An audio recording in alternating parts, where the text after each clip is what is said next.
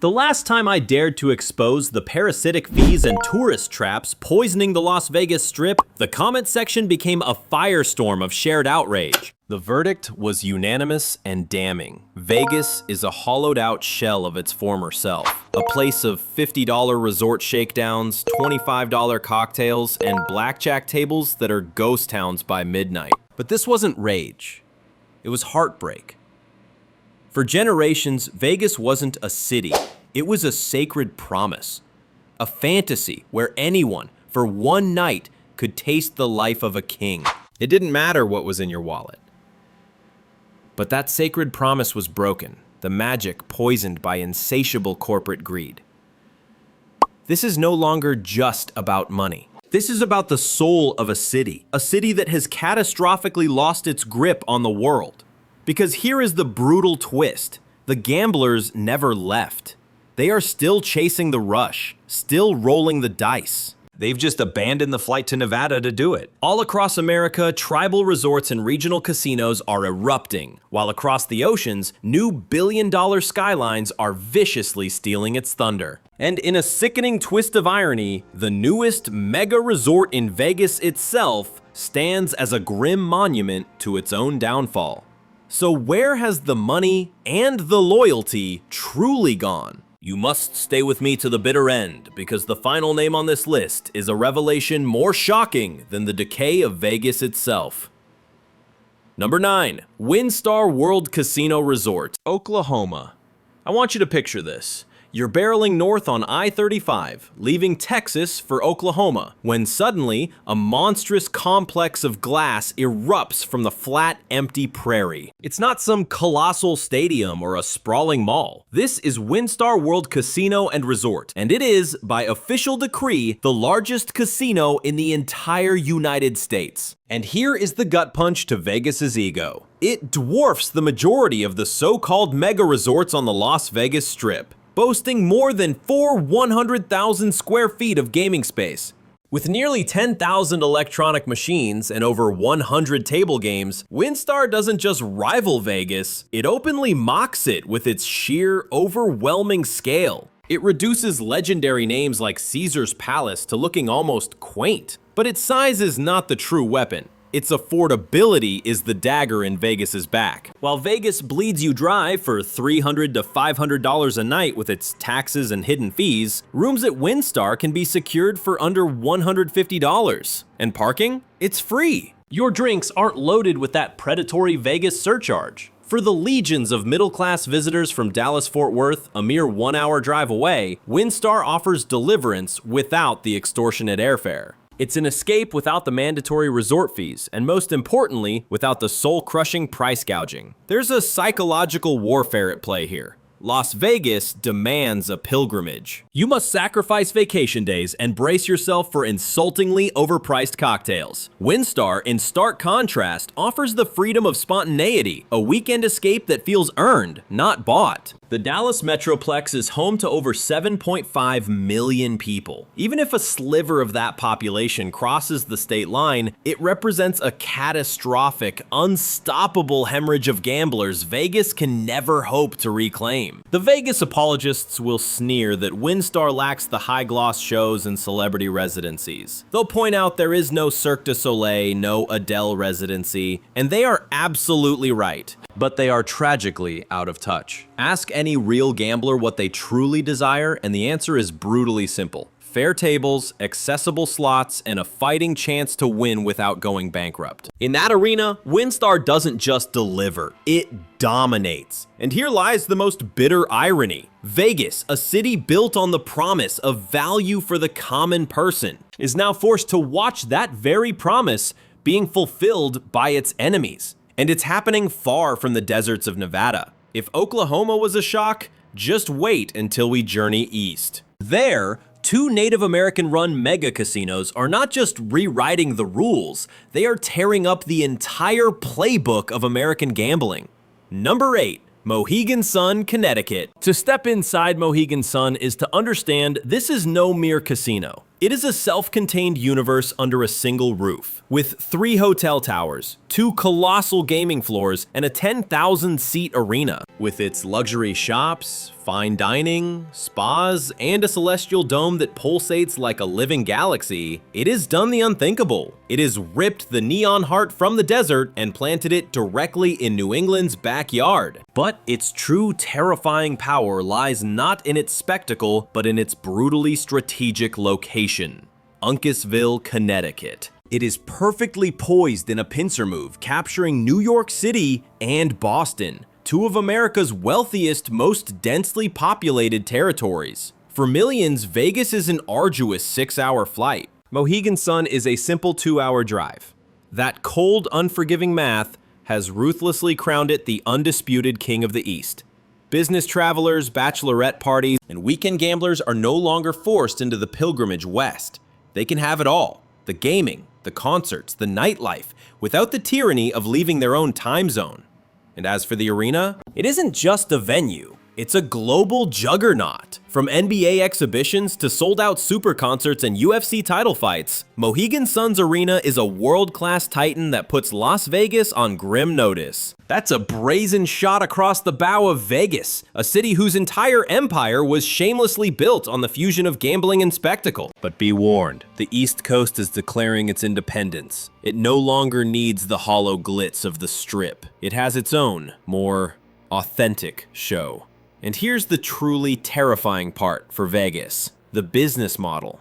Mohegan Sun is operated by the Mohegan tribe, a tribe that funnels its earnings back into its own community, not into the pockets of insatiable Wall Street shareholders who demand ever higher, soul-crushing resort fees. You will find no hidden endless service charges for amenities you were forced to accept.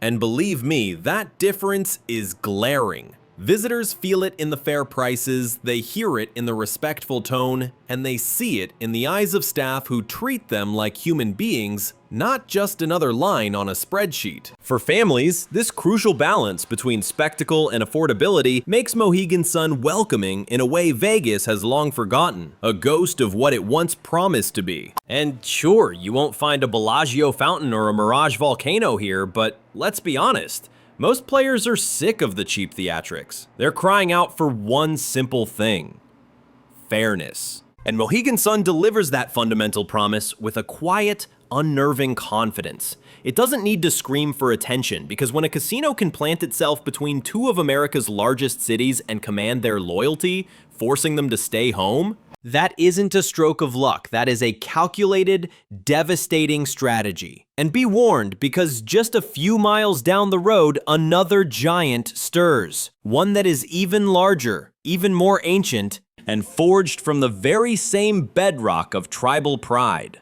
A place that once wore the undisputed crown as North America's biggest casino, and continues to haunt the nightmares of Vegas executives to this day.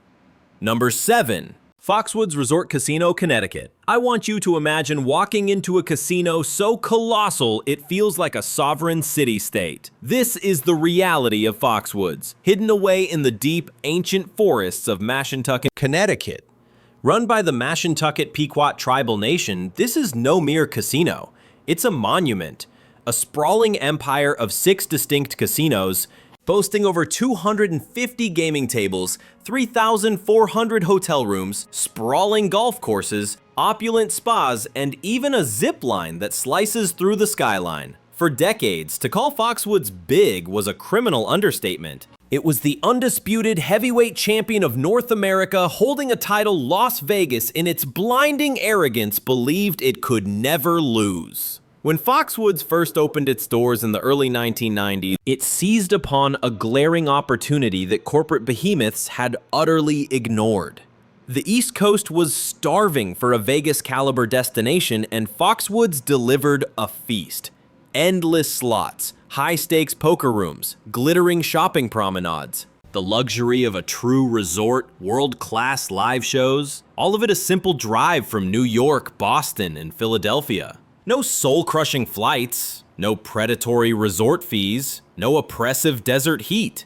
Just pure, unadulterated excitement, right in their own backyard. But the most shocking part of this story isn't what's inside the casino walls. It's the explosive truth of who owns it and the revolutionary way they use their power. Unlike the soulless corporate giants bleeding the strip dry, Foxwoods is tribally run, and that means every dollar of profit is a seed planted back into the Mashantucket Pequot community, funding its schools, its healthcare, and its very infrastructure. This isn't just business, it's capitalism with a conscience, with roots.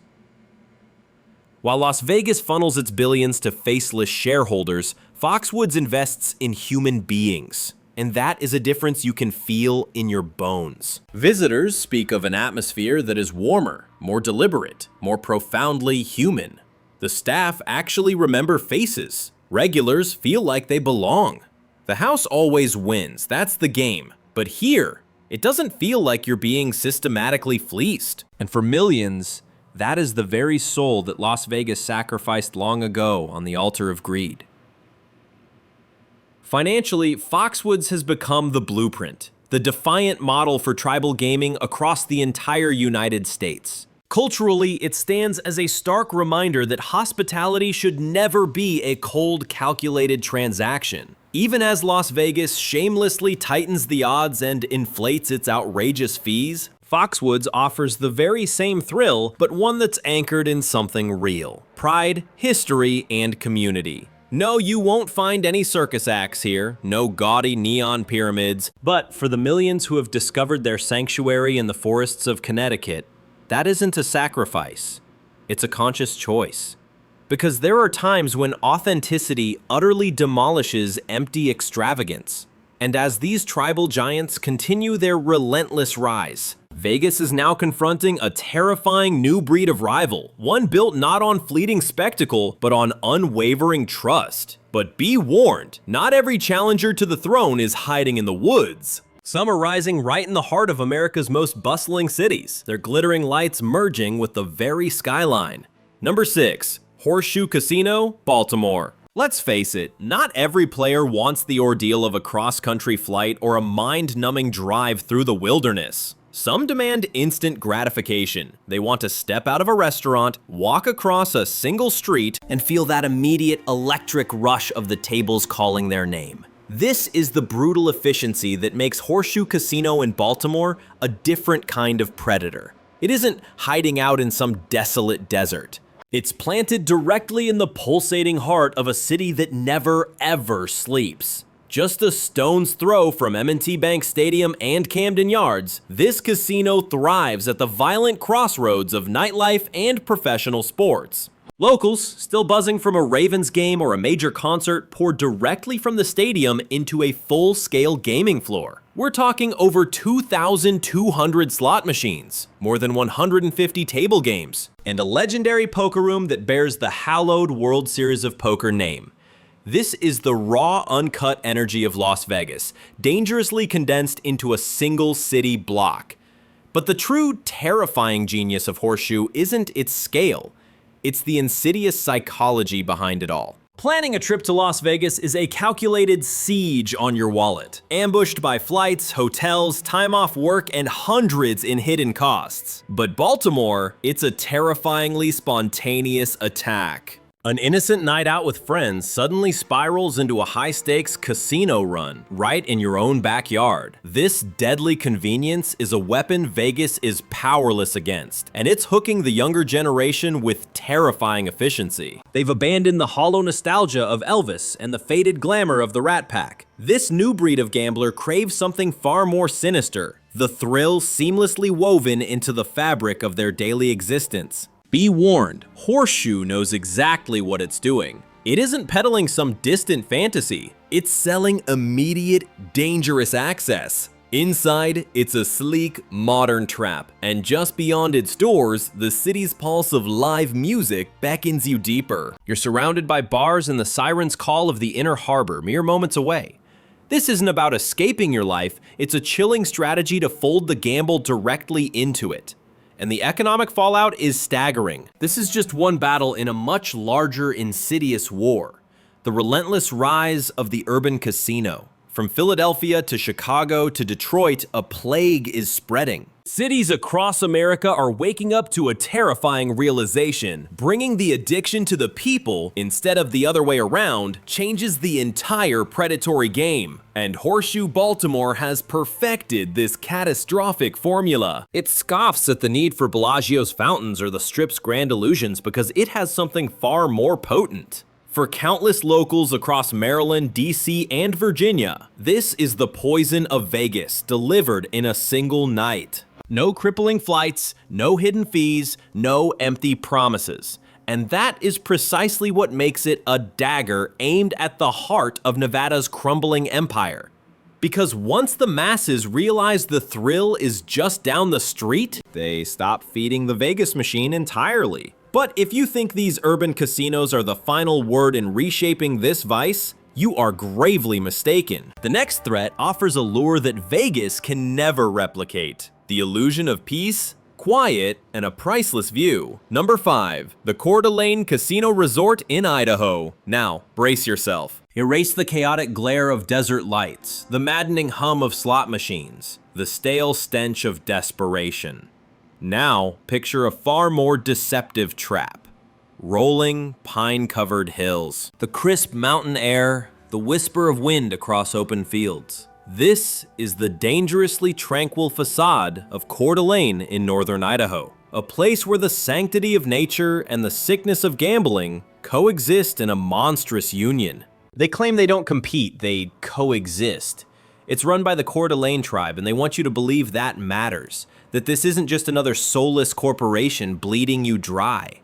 But is it true? They sell it as a reflection of the land and its history. But the moment you arrive, what you truly feel is a hypnotic shift in rhythm, designed to lower your guard. Here, time seems to warp and slow. They tell you to play, to breathe, to rest. But make no mistake, inside, the beast is waiting. Hundreds of slot machines, the familiar table games, a hotel to keep you captive. They'll even offer you a spa, but step outside and the illusion is perfected. Rolling hills stretch to the horizon, a pristine golf course nestled among ancient evergreens. Hiking trails beckon right from the parking lot. The lie they sell is that you don't just gamble here, you pause. And for far too many, that's the hook. Vegas overwhelms, they say, but Idaho restores. What a dangerous deception. After being bled dry by Vegas's sky-high fees and absurdly priced drinks, people are desperate for something that feels real. They're seeking a place where they can win a hand and not lose their mind. But it's a trap, and that is the very illusion Coeur d'Alene masterfully provides.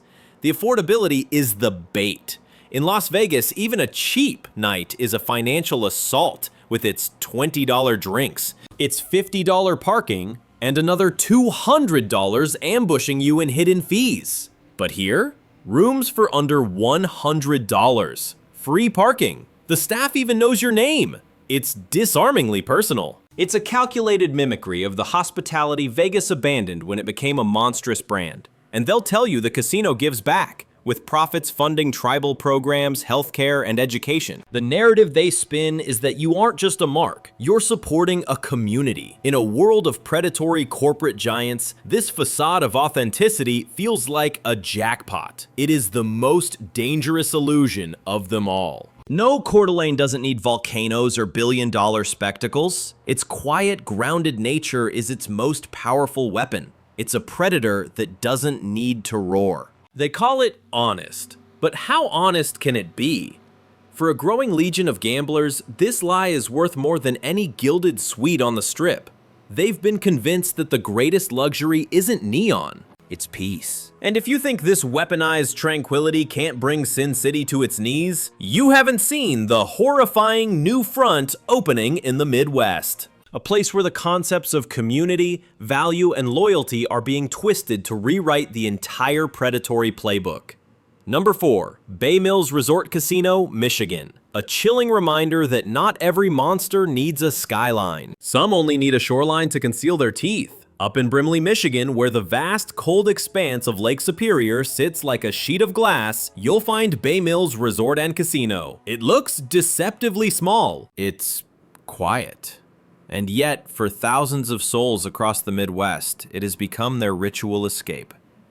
At first glance, you'd dismiss it. It's nothing compared to the monstrous Strip. There are no marble towers clawing at the sky, no garish light shows polluting the night, no celebrities, no spectacle. Just the modest 143-room hotel and 2 dangerously compact gaming floors, and a view that could bring time itself to a screeching halt. But let's cut through the fantasy. It survives because Bay Mills isn't trying to mimic the hollow shell of Vegas. It's actively trying to be its superior. The tables are filled with local faces who actually know each other. The staff treats regulars with a genuine warmth that, for many, is the very soul that Las Vegas surgically removed from itself. Real human connection. And then there's the cost, the predatory system Vegas perfected. In Vegas, a weekend can incinerate a family's savings before a single bet is placed. Resort fee, rooms are priced around $100, drinks don't require a second mortgage, parking is free, and no one is trying to upsell you into a state of manufactured happiness. But what truly condemns Vegas isn't the price, it's the purpose. This resort is the lifeblood of the Bay Mills Indian community, and its profits are channeled directly back into the things that matter: schools, healthcare, and cultural survival. Every dollar wagered here feeds a community, not a distant, faceless corporation. There are no offshore investors, no boardroom in New York dictating terms from a glass tower, just people building a future for themselves. For travelers, disillusioned and exploited, that is a revelation. After years of being treated as nothing more than data points on a corporate spreadsheet, they are starved for meaning. They are desperate for connection. And Bay Mills delivers that in a way that is a brutal indictment of the Vegas model. Sure, it lacks the blinding glitz and the manufactured mythology of the Strip, but it possesses something Vegas can never buy back: sincerity. The kind that makes people return, year after year, not for the illusion of status, but for the reality of comfort. And that is the terrifying truth for Nevada. A small casino on the edge of Lake Superior is quietly dismantling the world's gambling capital. Not with spectacle, but with something far more powerful: trust. Because while Vegas builds ever higher, charging ever more, places like Bay Mills are proving that the smaller, more genuine victories are the ones that endure.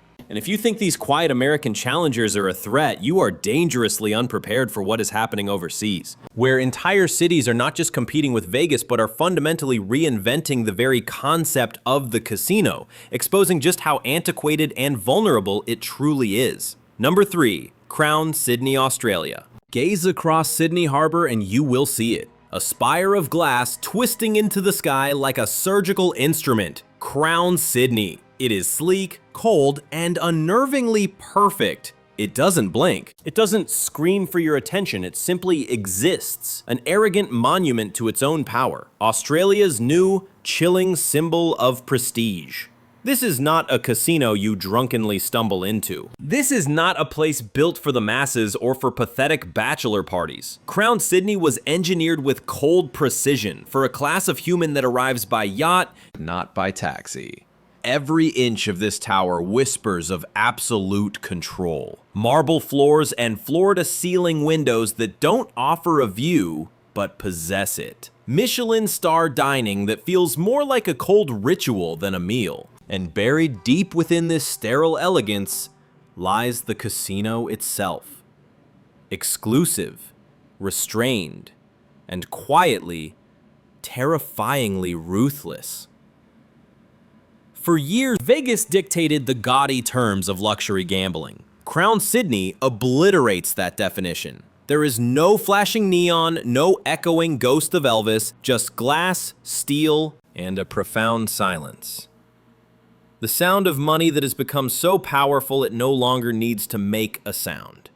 What makes Crown Sydney so alarming isn't just what it is, but what it signals. It is the final damning proof that the glamour Vegas monopolized has gone global, that the world's high rollers no longer need to cross an ocean to be worshipped, because the world now has its own temples. Temples that are more modern, more beautiful, and infinitely more controlled. And that control is everything. Vegas thrives on a kind of democratic chaos. The noise, the crowds, the desperate, open temptation. Sydney operates on precision. Private suites, invitation-only gaming, the chilling luxury of total exclusion. This place is not for you, and that is the entire source of its power. Crown's clientele isn't chasing some pathetic fantasy, they are preserving an image. These are the gamblers who are terrified of being seen as mere gamblers. To them, the Strip feels hopelessly dated.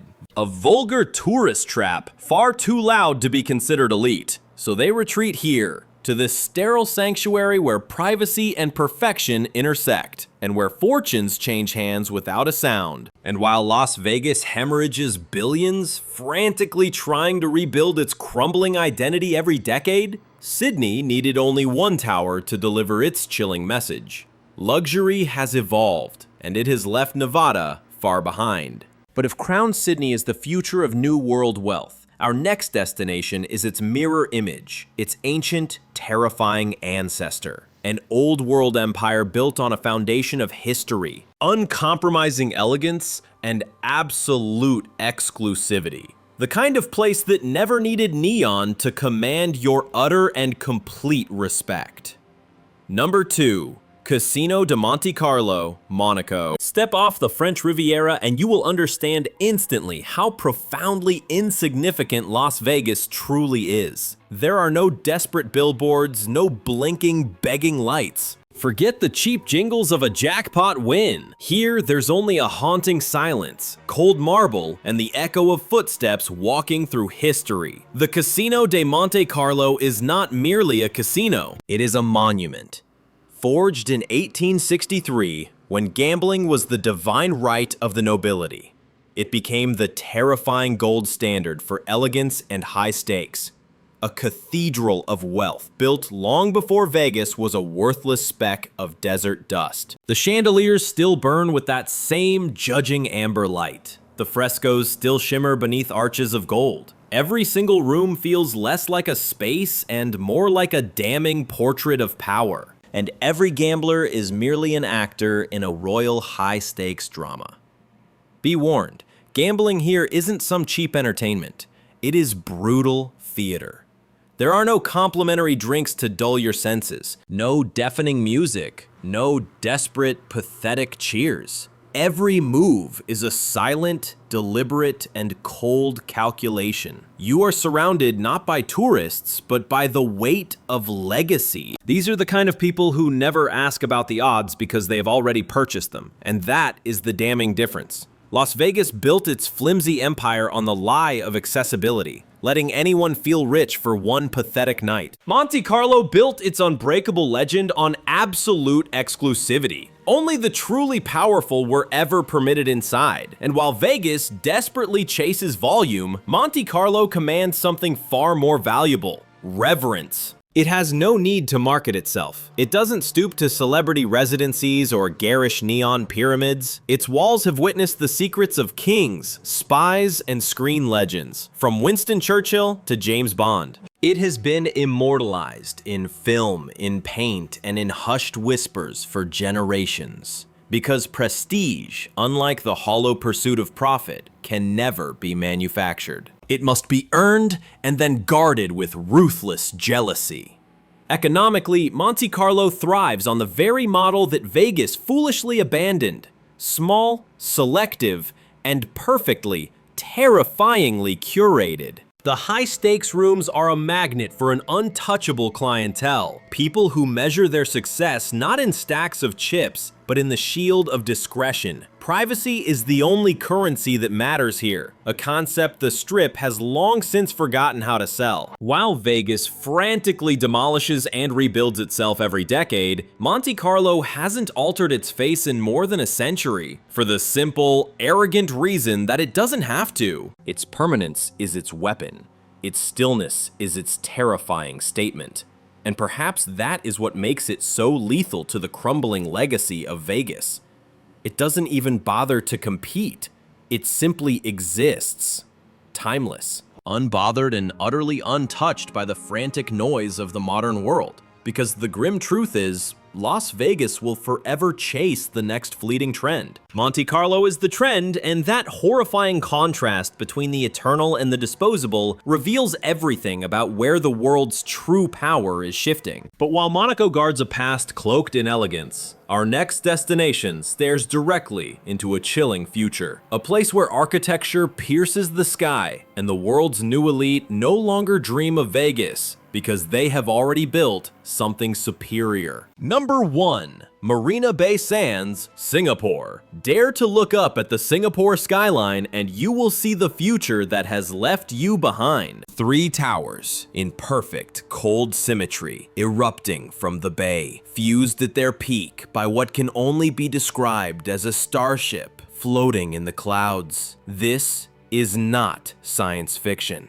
This is Marina Bay Sands, the casino that didn't just challenge Las Vegas, it rendered it obsolete. Step inside and the very air changes. You are no longer in a casino. You are in a carefully constructed world of glass, light, and absolute control. Marble floors shine like black water. Digital art installations pulse with a soft, unnerving life on the walls. There is no chaos here. There is no noise. There is only wealth, organized with the precision of a machine. For decades, Las Vegas deluded itself and the world into believing it was irreplaceable. But then, a warning shot was fired. Singapore constructed a new, brutal standard. A place where the tired old Vegas formula of free drinks, loud floors, and decaying nostalgia is simply not welcome. Marina Bay Sands isn't selling a fantasy, it is selling raw power. With over 2,300 slot machines, 600 tables, and a gaming floor that hums like a supercomputer, it stands as one of the most profitable casinos on Earth. But that is just a warning. Looming above it all is the infinity pool, 57 stories into the sky, a blade of water slicing across the skyline. Every night, its guests float above the city lights, looking down upon the world and arriving at one cold realization. This is no longer Vegas's crown to lose. This is the future, and it has already been claimed by Singapore. The terrifying genius of Marina Bay Sands is not its scale, it's its all-encompassing ecosystem. A convention center for global power brokers, a luxury mall dripping with Chanel, Cartier, and Louis Vuitton, Michelin-starred restaurants helmed by celebrity chefs, and art exhibits that would put the Louvre to shame. This is not just a place people come to gamble, it is a place they come to confirm their dominance. That is the lesson Las Vegas was too arrogant to learn. Vegas sells an escape. Singapore sells an arrival. In Las Vegas, you pretend to be rich. In Singapore, your very presence confirms that you are. The cultural shift is a death knell. Vegas is powered by cheap nostalgia, Elvis, neon, and the desert heat. Marina Bay Sands is powered by innovation, technology, precision, and a quiet, terrifying confidence. It's the difference between a city desperately trying to stay relevant and one that is now defining what relevance even means. For the first time in history, a monument to greed has eclipsed the Strip, not by pathetic imitation, but by ruthless evolution. And that is what makes Marina Bay Sands so terrifyingly powerful. It didn't just replace Las Vegas, it made it irrelevant. It outgrew it, because while the Strip frantically rebuilds itself, desperately chasing the next cheap thrill, Singapore required only one masterpiece to prove that the future of fortune no longer belongs to the desert. It now belongs to the bay. And that, perhaps, is the brutal truth they don't want you to hear. Make no mistake, Las Vegas hasn't just fallen. It's been strategically dismantled and surpassed by cities that studied its ascent, sidestepped its fatal flaws, and engineered something monstrously bigger, clinically cleaner, and coldly smarter. So the next time you hear someone say no one goes to Vegas anymore, listen closely. They're not wrong. They've just pledged their allegiance to a new throne. From the sprawling giants of Oklahoma's heartland to the gilded halls of Monaco, from Sydney's waterfront spires to Singapore's skyline crown, the world has violently broken free from the Strip's gravitational pull. And that might just be the one catastrophic bet that has finally bankrupted the king. Las Vegas may still put on a show, but it no longer commands the stage. The calls from Oklahoma's prairie giants and Monaco's gilded halls are deafening. The allure of Sydney's glass towers and Singapore's Sky Bridge is undeniable. Gamblers have choices now, and they are abandoning the old empire in droves. Vegas built the dream, but the world weaponized it. So the next time you walk past those flickering neon relics, I dare you to look closer, because the terrifying question is not whether Vegas is still breathing. It's whether it can ever claw its way back from the abyss of irrelevance. What do you believe? Is Las Vegas watching its crown be melted down for good? Or is this just the final, pathetic gasp before the end? Cast your judgment in the comments below, and you must subscribe for more brutal truths like this, because the next story will shatter your entire perception of Sin City forever.